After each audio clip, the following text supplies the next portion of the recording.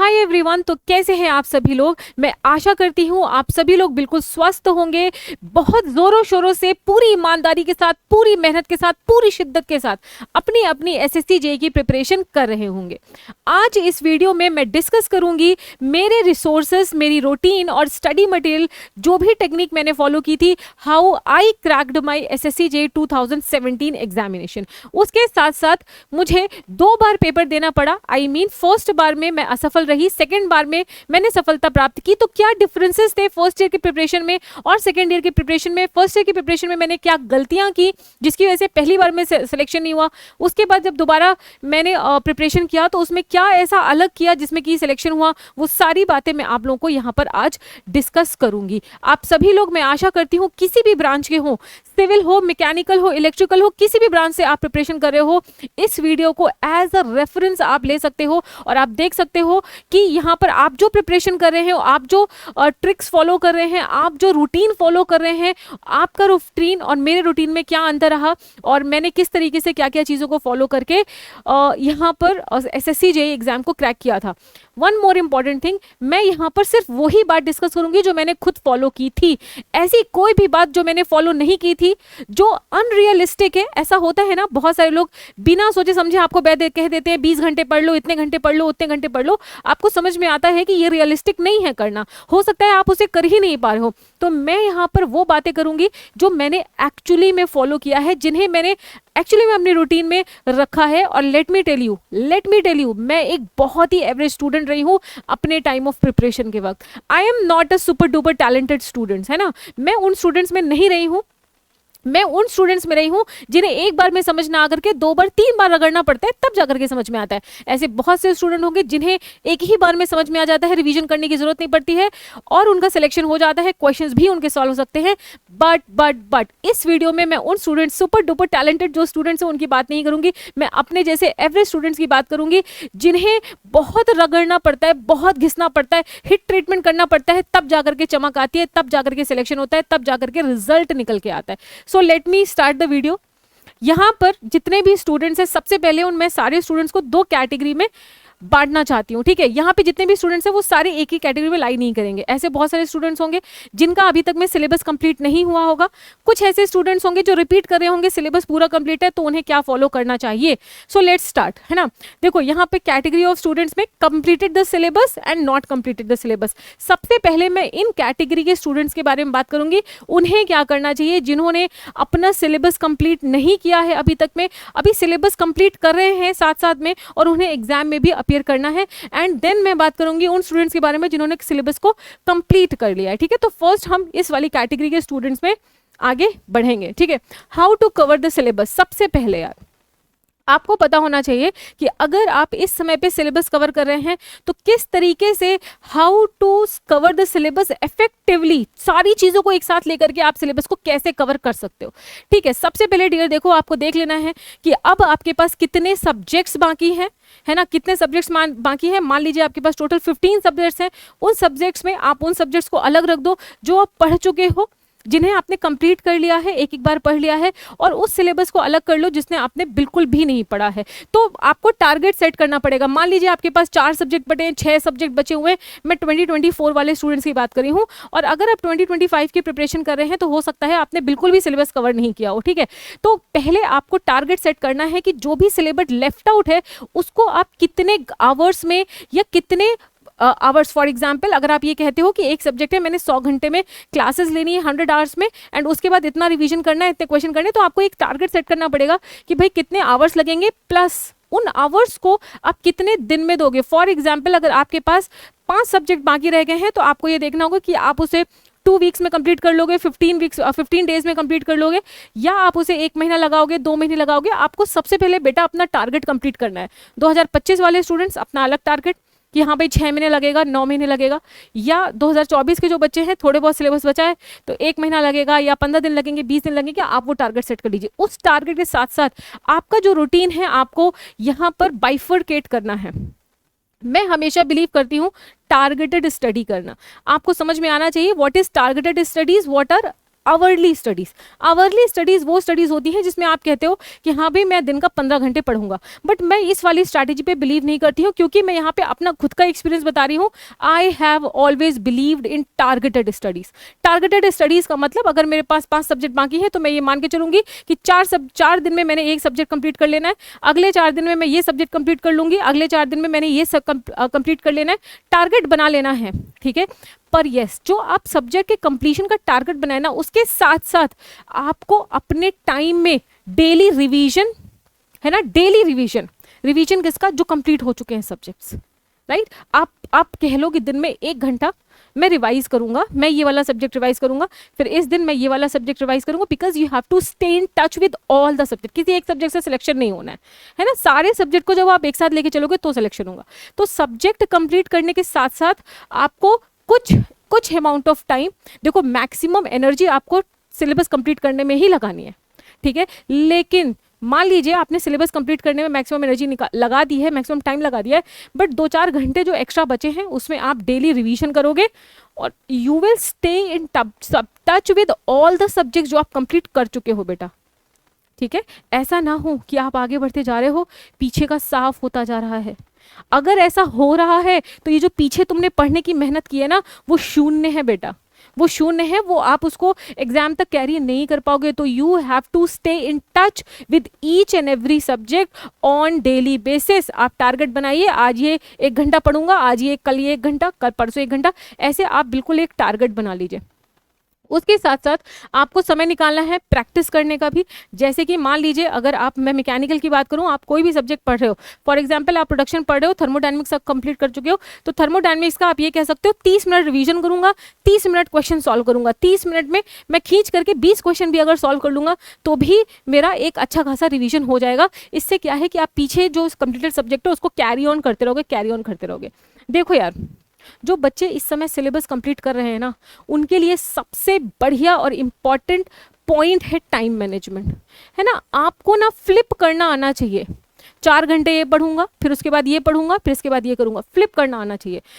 4 घंटे मैं नया सब्जेक्ट पढ़ूंगा, उसके नोट्स बनाऊंगा, जो क्लास में क्वेश्चंस कराए गए हैं वो क्वेश्चंस करूंगा, उसके बाद फिर मैं ये वाला सब्जेक्ट 30 मिनट्स रिवाइज करूंगा, इस सब्जेक्ट के इतने क्वेश्चन लगाऊंगा, फिर ये सब्जेक्ट इतने मिनट्स रिवाइज करूंगा, फिर ये सब्जेक्ट लगाऊंगा। Time management is the key. बहुत सारे ऐसे स्टूडेंट्स होंगे जो कॉलेज जा रहे होंगे, बेटा आपको अपने गैप्स को फिलअप करना है। गैप्स को फिलअप करने का मतलब समझ रहे हो ना, चलते बैठते उठते फिरते अपने आए दाएं बाएं ऊपर नीचे आगे पीछे हर जगह सिर्फ कॉन्सेप्ट्स ही कॉन्सेप्ट्स चलने चाहिए।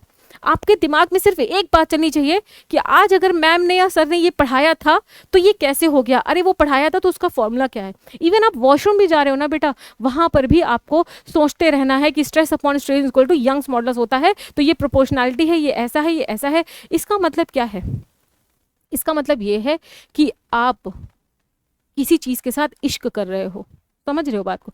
जब 24 घंटा आप किसी चीज के बारे में सोचते हो ना, जैसे इश्क हो जाता है, आप किसी के बारे में सोच रहे होते हो, तो आप सोच रहे हो उसके बारे में, है ना।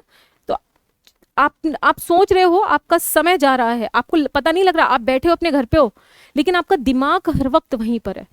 तो बेटा आप कुछ भी कर रहे हो, इवन आप बाजार से सब्जी लेने भी जा रहे हो ना, तो दिमाग में आपके यही चलना चाहिए कि आज मैंने ये पढ़ा है, ये क्वेश्चन आज मैं सॉल्व कर रहा था पर मेरे से ये क्वेश्चन नहीं हो पाया, उसके बारे में भी आप सोचो क्यों नहीं हो पाया, कौन सा फॉर्मूला लगेगा, क्या लगेगा। इससे क्या है ना, पढ़ाई आपके खून में रग रग में उतरने लग जाएगी। ये बहुत जरूरी है। एंड मैं आपको बताऊं, जिस दिन आप ये करना सीख गए ना, उस दिन आप सफल हो गए, है ना। आज नहीं तो कल आप सफल हो जाओगे। टाइम मैनेजमेंट, स्टे एक्टिव रहना बहुत जरूरी है। अब देखो, तुम इतना ज्यादा जब सब्जेक्ट्स के साथ फ्लिप करोगे ना बेटा, तो तुम्हारी बहुत ज्यादा एनर्जी लगेगी, आपको एक्टिव रहना पड़ेगा, अच्छा खाना पड़ेगा, ठीक है, अच्छा खाना पड़ेगा, दाल रोटी सूखी खाओ, और बहुत ज़्यादा फास्ट फूड या ऐसे चक्रों में नहीं पड़ना है आपको जिससे आपका पेट खराब हो। जितना ज़्यादा आपकी बॉडी एक्टिव रहेगी, उतना ज़्यादा आपका दिमाग एक्टिव रहेगा, उतना ज़्यादा एक्टिव आप फॉर्मूलाज और कंसेप्ट के बारे में सोच पाओगे, ठीक है। उसके साथ साथ जब टाइम मिले, मान लीजिए वीकली टेस्ट सीरीज आप देख सकते हो, कोई सब्जेक्ट आपने कंप्लीट किया, आपने उसका टेस्ट दे दिया, या पूरे वीक आपने कोई सब्जेक्ट रिवाइज किया है तो उसका टेस्ट दे दिया। बीच बीच में देखो, आप डेली तो टेस्ट दे नहीं पाओगे क्योंकि आप सब्जेक्ट यहाँ पे कंप्लीट कर रहे हो, बीच में वीकली टेस्ट ले सकते हो, 15 डेज का टेस्ट ले सकते हो, 4 दिन में एक टेस्ट ले सकते हो, एंड साथ साथ में अपनी मिस्टेक कॉपी बनाते चलना, ठीक है, जब भी तुम रिवीजन कर रहे हो, क्वेश्चन कर रहे हो, कुछ भी मिस्टेक कर रहे हो दिन भर में आपने जो भी मिस्टेक की है उसको अपनी एक मिस्टेक कॉपी में लिख दो। उससे क्या होगा ना कि आप की एक्यूरेसी बढ़ेगी। तो जितने बच्चों का सिलेबस नहीं कवर हुआ है वो ये स्ट्रैटेजी को फॉलो करेंगे, ठीक है। अच्छा देखो, नाउ जो वो स्टूडेंट्स जिन्होंने सिलेबस कंप्लीट हो गया है, अब सिलेबस कंप्लीट होने के बाद अब बारी है पूरी मैकेनिकल इंजीनियरिंग या सिविल इंजीनियरिंग या इलेक्ट्रिकल इंजीनियरिंग को एक साथ रिवाइज करने की, है ना। देखो जितना लोगों का सिलेबस नहीं हुआ है तो वो पिछले वाली टेक्निक को फॉलो करेंगे, जितना लोगों का सिलेबस हो गया है तो अब वो क्या करेंगे, उन लोगों के लिए अब काम है सिलेबस कंप्लीट करने के बाद, जब आपने पहली बार रिविजन कर लिया है, दूसरी बार रिविजन कर लिया है बेटा, उसके बाद आपको अपने शॉर्ट नोट्स बनाने हैं। लेट मी टेल यू, आप XYZ किसी भी टॉपर का, किसी भी फैकल्टी का अगर शॉर्ट नोट्स लेते हो वो आपके किसी काम का नहीं है। आपके शॉर्ट नोट्स आपके हैंड रिटन होने चाहिए, आपने खुद वो शॉर्ट नोट्स लिखे होने चाहिए, ठीक है। तो और शॉर्ट नोट्स कभी भी एक बार पढ़ने के बाद आप शॉर्ट नोट्स ना बनाएं। आप एक बार पहले सब्जेक्ट कंप्लीट कर ले, उसके बाद एक बार रिवाइज कर ले, क्वेश्चंस लगा ले, फिर एक बार रिवाइज कर ले, 2 बार रिवाइज कर ले, फिर आप शॉर्ट नोट्स बनाओ, तब तो आप समझ पाओगे क्या इंपॉर्टेंट है, क्या लिखना है, राइट। तो अब आपका काम है, जितने लोगों का सिलेबस कंप्लीट हो गया है, ठीक है, इस समय पे हाउ टू रिवाइज, उसके बारे में मैं बात करती हूँ। रिवाइज करने के लिए सबसे पहले बेटा आपको अपना एम्पल अमाउंट ऑफ टाइम देना होगा शॉर्ट नोट्स। बेटा शॉर्ट नोट्स क्या होते हैं, शॉर्ट नोट्स एक फुटप्रिंट होता है पूरे सब्जेक्ट का। फॉर एग्जाम्पल अगर आपने थर्मोडायनेमिक्स पढ़ी है, बेसिकली आपके पेजेस जो होंगे, मान लीजिए 250 पेज में आपने थर्मोडायनेमिक्स लिखी है, अब उस 250 पेज की थर्मोडायनेमिक्स को आपको सिर्फ 2 पेजेस में उसको कन्वर्ट करना है। अब वो आप 2 या 3 रिवीजन के बाद करोगे तभी वो इफेक्टिव हो सकता है, और वो स्वयं से ही करना चाहिए। सबके अपने अपने शॉर्ट नोट्स होते हैं। लेट मी टेल यू, मैं अपने शॉर्ट नोट्स आज आप लोगों के लिए लेकर के आई हूँ। मैं अपने शॉर्ट नोट्स आपको दिखाऊंगी। ये देखिए, ये मेरे शॉर्ट नोट्स हैं, तो मैंने 2016 में बनाए थे। मैं थोड़ा सा पास आकर के आपको ये दिखाती हूँ, आप देखो कितने ज़्यादा फट गए, और मैं बताऊंगी कि मैंने कितनी शिद्दत के साथ इन शॉर्ट नोट्स को पढ़ा है। आप अगर खोल के भी देखोगे, सारी चीज़ें मैंने कितनी छोटी छोटी यहाँ पर लिख रखी है। ये मेरे शॉर्ट नोट्स हैं। ऊपर मैंने क्या किया है, ये येलो कलर के स्टिकर्स लगे हुए हैं। यहाँ पे सबसे पहले मैंने टोम और मशीन डिज़ाइन लिख रखी है, उसके बाद मशीन डिज़ाइन MD लिख रखी है, IC इंजन लिख रखा, RAC। तो अगर मुझे RAC पढ़ना है तो सीधे मैं RAC में जाकर के सीधा, अब देखो ये RAC है, ठीक है, ये RAC है, ठीक है, RAC है। अब RAC को मैंने कितने पेजेस में किया, 1 2 2 3 पेज में। बेटा 3 पेज में पूरी RAC को मैंने यहाँ पे अर्पित कर दिया है। और अगर कोई मुझे रिवाइज करने को देगा ना, बोलेगा RAG रिवाइज कर लो मैडम, तो भाई मैं ओनली 1 आवर, RAC रिवाइज करने के लिए मुझे सिर्फ 1 आवर चाहिए, या 1.5 घंटे या 2 घंटे, उससे ज़्यादा नहीं। अब RAC सब्जेक्ट है, पता चला तुम 5 दिन RAC ही रिवाइज कर रहे हो, तो बेटा ऐसे में कुछ नहीं होने वाला। ये जो आपके शॉर्ट नोट्स है ना, उसको ऐसे दिल से थाम के रखो। ये सोचो, मैंने 2016 में बनाए थे, आज 2024 है, और ये मेरे पास आज भी हैं, बिल्कुल फटी अवस्था में है। मैंने इसमें सब कुछ पेज भी इंसर्ट कर रखे हैं, खुद से लिख रखा है, और आज भी ये मेरे दिल के बहुत करीब है। आज भी मुझे कह दे कि मैम ये एग्ज़ाम देना है, मैं इसको पढ़ूंगी 10 दिन, और मैं भले ही मैं प्रोडक्शन की टीचर हूँ, मुझे प्रोडक्शन बहुत अच्छे से आता है, किसी वक्त कभी पूछ लो, कुछ भी पूछ लो, लेकिन बाकी सब्जेक्ट्स जैसे डिज़ाइन वाले बहुत सालों से नहीं पढ़ा है, लेकिन एक बार रिवाइज करूँगी, मुझे पता है I will gain it up, right. तो ये शॉर्ट नोट्स ना आपका जीवन है और आपके प्रिपरेशन का आधार है, समझ रहे हो। ये शॉर्ट नोट्स ही है जो आपको सिलेक्शन दिलवाएगा। आप अपने शॉर्ट नोट्स बनाने में बेटा ध्यान दो, और खुद बनाओ बेटा, किसी के यूज़ नहीं करो शॉर्ट नोट्स किसी के। तुम कहोगे, कोई बच्चा कह रहता है मैम शॉर्ट नोट्स दे दीजिए, भाई मैम दे देंगी, लेकिन फिर तुम क्या कर रहे हो, सोचो इस बारे में। शॉर्ट नोट्स अपने खुद बनाइए। उसके बाद मिस्टेक कॉपी भी बनाइए। मिस्टेक कॉपी क्या होती है, जो दिन भर में आपने जितने भी क्वेश्चन सॉल्व करे हैं, उसमें जो भी मिस्टेक हो रही है बेटा, उन मिस्टेक्स को आपको एक कॉपी में लिख लेना है, ताकि आप रात में सोने के पहले उस मिस्टेक कॉपी को खोलें और देखें कि मैंने आज दिन भर में क्या मिस्टेक की थी, और स्वयं से ये वादा करें कि ये मिस्टेक मैं दोबारा नहीं करूंगा। This is what I followed. पहली बार में मेरा सिलेक्शन नहीं हुआ, क्योंकि मैंने शॉर्ट नोट्स तो बनाए थे पर मिस्टेक कॉपी नहीं बनाई, मैंने एनालिसिस कॉपी नहीं बनाई, क्योंकि उतना टाइम नहीं मिल पाया, शायद क्योंकि 8-8 घंटे मेरी क्लासेस चलती रहती थी, शायद वो मेरे पास इतनी एफिशिएंसी नहीं थी। बहुत मुझे आता सब कुछ था, लेकिन मिस्टेक्स हो गई, इतनी ऐसी सिली मिस्टेक्स हो गई ना, 2 into 2 मैंने 6 लिख दिया, बहुत बार कोई फॉर्मूला ऊपर नीचे हो गया, तो वो सारी प्रॉब्लम्स हुई, जिसकी वजह से SSC JEE 2016 में खून पसीना पानी जितना भी होता है ना बॉडी में, सब एक हो गया और सिलेक्शन नहीं हुआ। मेरे हिसाब से यही 2 चीज़ें थी जो मैंने नहीं की थी। मिस्टेक कॉपी, क्योंकि यार एक्यूरेसी, देखो पढ़ते तो बहुत लोग हैं बेटा, पर सिलेक्शन बहुत लोगों का नहीं होता है। सिलेक्शन उनका होता है ना जो लोग एक्यूरेसी पे ध्यान देते हैं, जो लोग अपनी मिस्टेक्स पे काम करते हैं, जो लोग क्वेश्चंस का एनालिसिस करते हैं कि दुनिया में कैसे भी टाइप का क्वेश्चन पूछ लिया जाए, अगर मैंने सब्जेक्ट पढ़ रखा है क्वेश्चन मुझसे बनना चाहिए। वो कब बनेगा? जब आप एनालिसिस करोगे, ठीक है। एक एनालिसिस कॉपी भी होनी चाहिए, ठीक है। मेरे शॉर्ट नोट्स में कुछ पेजेस पीछे के मिस्टेक कॉपी है, कुछ पेजेस एनालिसिस कॉपी। एनालिसिस क्या होता है? जैसे कि फॉर एग्जांपल आपने रिकरिंग रिवीजन किए अपने शॉर्ट नोट्स के। रिकरिंग रिवीजन क्या होता है? अब मेरी बात समझना। जैसे कि मैंने आरएसी का एग्जाम्पल लिया, ये एक ऐसा सब्जेक्ट है जिसको मुझे सिर्फ 1 घंटा लगता है पढ़ने में। थर्मोडायनेमिक्स एक ऐसा सब्जेक्ट है, मुझे मेरे शॉर्ट नोट से कोई पंडित कह दे 2 आवर्स लगेंगे, सिर्फ 2 आवर्स, है ना। तो अगर आज मैं बैठी हूँ ना, अगर आपका सिलेबस कंप्लीट हो गया, शॉर्ट नोट्स बन गए, तो बेटा मैंने टारगेट बनाना 3 सब्जेक्ट आज रिवाइज करने हैं एक साथ। सोचो, आज मैंने आरएसी भी रिवाइज करना है, आज मैंने थर्मोडायनेमिक्स भी रिवाइज करना है, एंड आज मैंने फॉर एग्जांपल टोम भी रिवाइज करना है। 3 सब्जेक्ट मैंने रिवाइज किए, और उन्हीं तीनों सब्जेक्ट्स में से 200 से 300 जो भी बेटा टारगेट आप बना पाओ। जैसे मैं हमेशा 300 का टारगेट बनाती थी, बहुत बार मैं ये 300 का टारगेट कंप्लीट कर लेती थी, पर कई बार ऐसे थकान बहुत ज़्यादा हो जाती थी, तो उस दिन 200 क्वेश्चन हो पाए, 250 हो पाए, बट हाँ 300 का टारगेट मैंने बहुत बार ऐसा हुआ है कि कंप्लीट किया है। इसके साथ साथ मैं आपको बताती हूँ, अगर आप 300 क्वेश्चन डेली कर रहे हो, एनालिसिस कर रहे हो, रिवीजन कर रहे हो, तो 10 दिन तक आप लगातार कर रहे हो ना बेटा, तो आपकी हालत खराब हो जाएगी। 11वें दिन हो सकता है बिस्तर से ही ना उठो, है ना। तो ऐसा नहीं है कि आपको अपने आप को ओवर एग्जॉस्टिंग नहीं बनाना है अपने आप को, जितना हो पाए, लेकिन हाँ जितना लगा सको उतना मेहनत कर लेना, है ना। जब नहीं कर पाओ तो सो लेना। अब हो सकता है उस दिन 15 घंटे सो लेना, कोई इशू नहीं है इस बात में, कोई इशू नहीं है इस बात में। रिकरिंग रिवीजन, मान लो मैंने 3 सब्जेक्ट रिवाइज किए, उन 3 सब्जेक्ट में 100 क्वेश्चन मैंने आरएसी के किए, 100 क्वेश्चन थर्मोडायनेमिक्स के, 100 क्वेश्चन मैंने मान लीजिए टोम के किए, है ना। 300 क्वेश्चन हो गए, उन्हीं क्वेश्चन का एनालिसिस किया, एंड दूसरे दिन फिर मैंने आरएसी के क्वेश्चन किए, थर्मोडायनेमिक्स के किए, इसके किए। तो क्या है कि मान लो 1000 क्वेश्चन है, तो 3 से 4 दिन में आपके ये 3 सब्जेक्ट कंप्लीट। फिर उसके बाद आप 3 सब्जेक्ट उठाओ। मान लो बेटा आपके पास अगर 12 सब्जेक्ट हैं, फॉर एग्जाम्पल अगर 3 सब्जेक्ट को आप 3 या 4 दिन में रिवीजन प्लस 300-400 क्वेश्चन मिला करके पूरा 1000-1500 क्वेश्चन कर रहे हो बेटा, तो पूरे महीने भर में पूरी मैकेनिकल इंजीनियरिंग रिवाइज हो गई। यू वोंट बिलीव, मैं एक बात और बताती हूँ, ऐसा करते करते, जैसे आपने महीने भर का मैंने बताया, मैं ऐसा 20 दिन का टारगेट बनाया करती थी। भाई टारगेट है कि 20 दिन में पूरी मैकेनिकल इंजीनियरिंग के जितने भी टेक्निकल क्वेश्चन है सब सॉल्व कर डालें।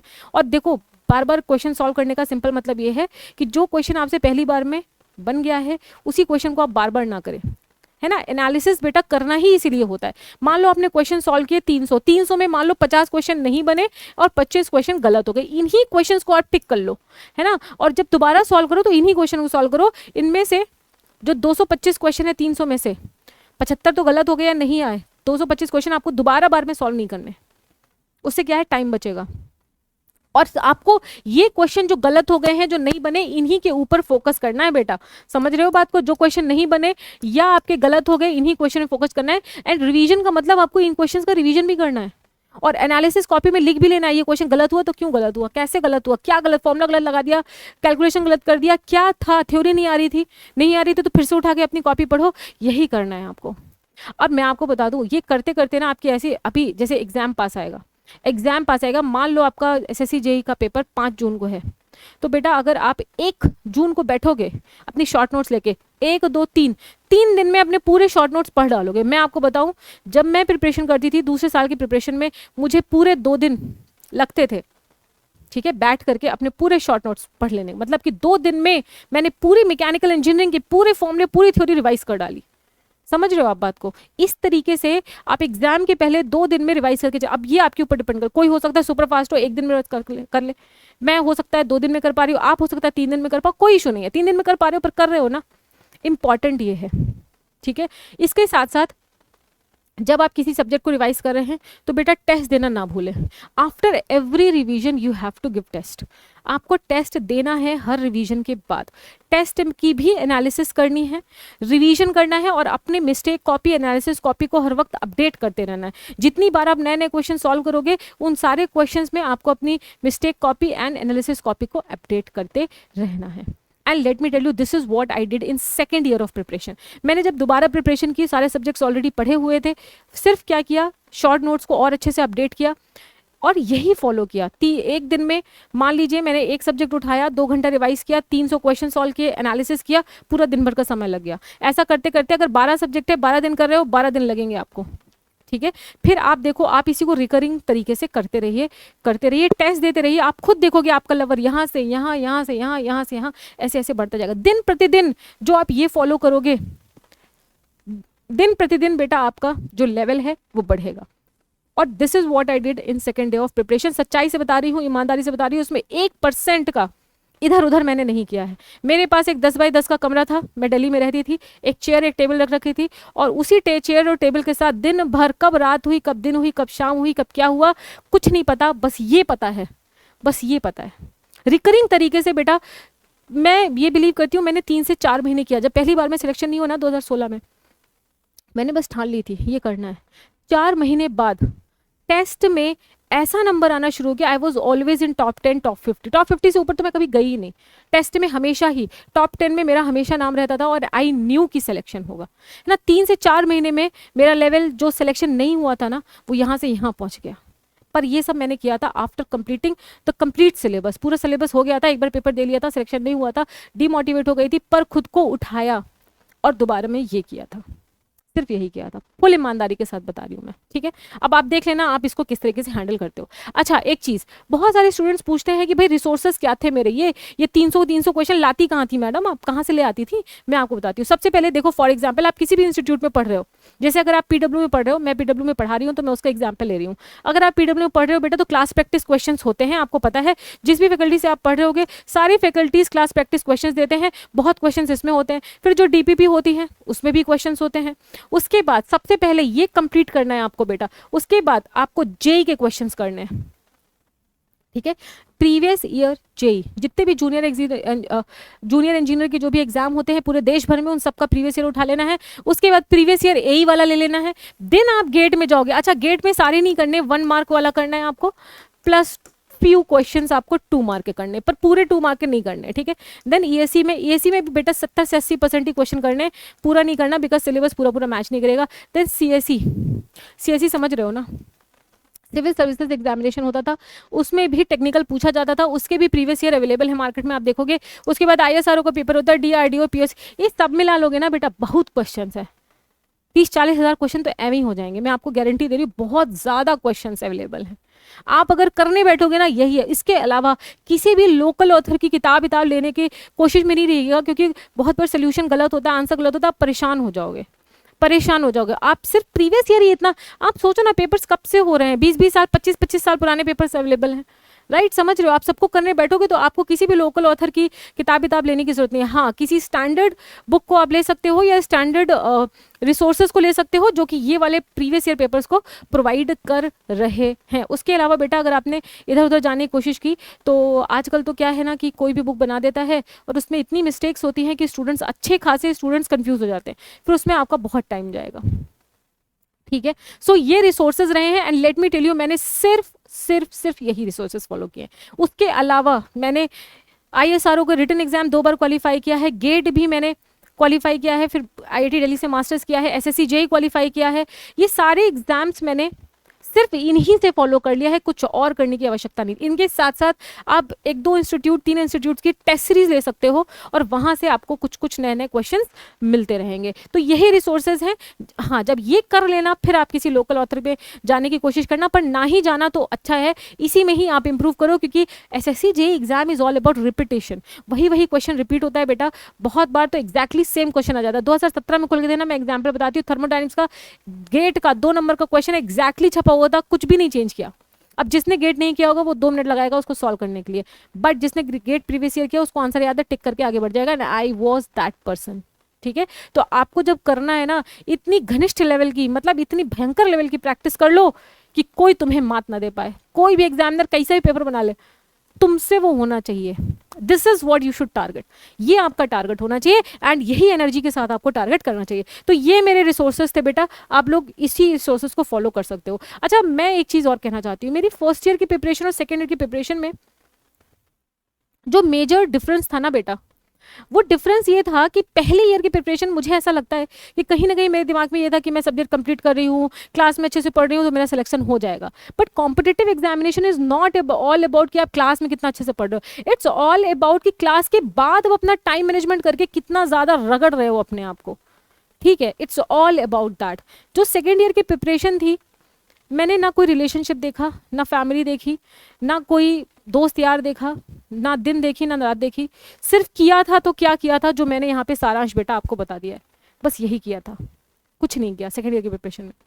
एंड 3 से 4 महीने करने के बाद ही ना अपने आप कॉन्फिडेंस आने लग गया, अपने आप टेस्ट सीरीज में अच्छी अच्छी रैंक आने लग गई, और जब टेस्ट सीरीज में रैंक आई तो मुझे पता था कि सिलेक्शन होगा, एंड हुआ भी, ठीक है, एंड हुआ भी। सो अभी मैं ज़्यादा इस सेशन को खींचूंगी नहीं, this is all about what I wanted to say. अगर आप मुझे ज्वाइन करना चाहते हो टेलीग्राम पे, this is my Telegram Meenu ma'am PW, आप ज्वाइन कर सकते हो। बाकी PW में मैं प्रोडक्शन पढ़ाती हूँ, हीट ट्रांसफ़र पढ़ाती हूँ, मास्टर्स मैंने किया है अपना IT दिल्ली से थर्मल में। सो आप अगर चाहते हो मेरे साथ जुड़ना, इस टेलीग्राम ग्रुप में आप ज्वाइन कर सकते हो। I hope that this session would have helped you a little bit कि क्या एक लेवल होती है प्रिपरेशन की। Stay tuned, thank you so much for watching, take care, all the very best for SSCJ examination.